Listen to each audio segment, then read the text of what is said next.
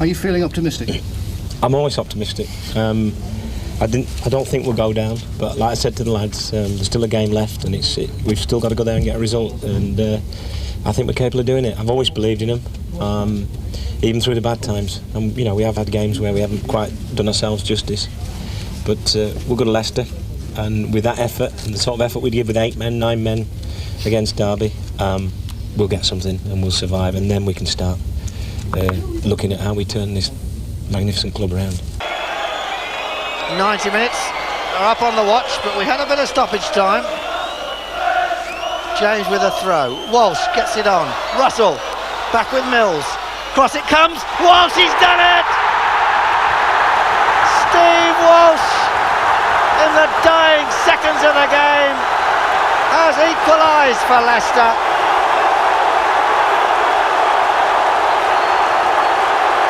And now we have got the Leicester supporters on the pitch, and that is absolutely stupid.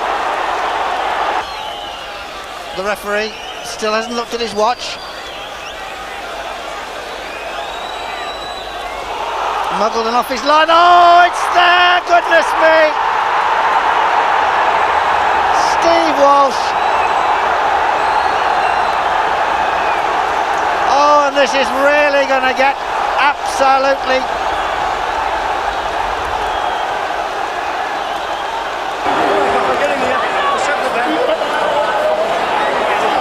This lad's going to get hurt in that. Get him off. Get off. Hey, come on. Come on. Come on. Leicester equalising with what, just a minute to go. And suddenly, Steve Walsh, the hero at one end, suddenly gets in a mix-up at the other end with his own goalkeeper. Gives away a tragic own goal. Newcastle United lead by 2-1. Gavin, that was an amazing finish. Yeah, it was incredible. I mean, it's been like a lot of our games this season, but I think that we deserve to win. When the equaliser went in the dying seconds, did you think the worst? Yeah, we were drained. I mean, we just couldn't believe that we'd fought sort of tooth and nail the whole game, and then they equalised. And at that stage, we didn't know whether a point would have been enough. But as it happened, I think it would have been enough. But we got the winning goal in the end. There's some controversy apparently about your goal in the first half. I think what it was is one of their players passed it back, and the linesman flagged for offside because he thought it was one of our players, but the ref had seen it, so he just waved play on, and managed to clip it over the goalkeeper.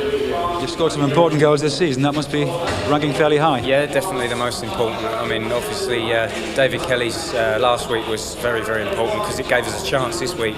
I just totally enjoyed the day today. It was brilliant. I couldn't believe when they scored in the 90th minute. It was 90 minutes on the clock here, and I just found that hard to believe. But in the end, it's come right for us, and I honestly believe that we deserved it. I think so too. The boss is now besieged, surrounded by pressmen. What's going to happen to Newcastle with yourself and Kevin Keegan?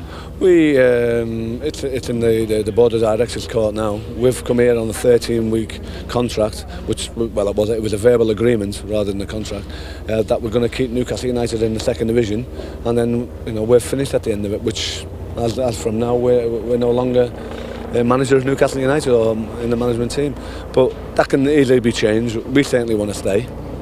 We love the club, we love the fans, and I'm sure we can change the club around because they've been in the doldrums for the last 8 years, and we'd love to see the good times back at Newcastle, and if anyone can bring them good days back to Newcastle, it's the boss. A frantic finish to a traumatic season, but a glorious result for Newcastle that means Kevin Keegan has come up trumps in a remarkable managerial baptism of fire. Relegation to the third division for the first time in their history could have signalled the end for a club already more than £6 million in the red. But 8 years after helping the Magpies win promotion to Division 1 as a player, Keegan's return to St James's Park as manager had ended in triumph. The postscript to a season where the Magpies flirted so close to the very brink of disaster came just 3 weeks after the final Saturday, when Keegan the saviour ended the speculation about his future by agreeing to sign a new 3-year contract.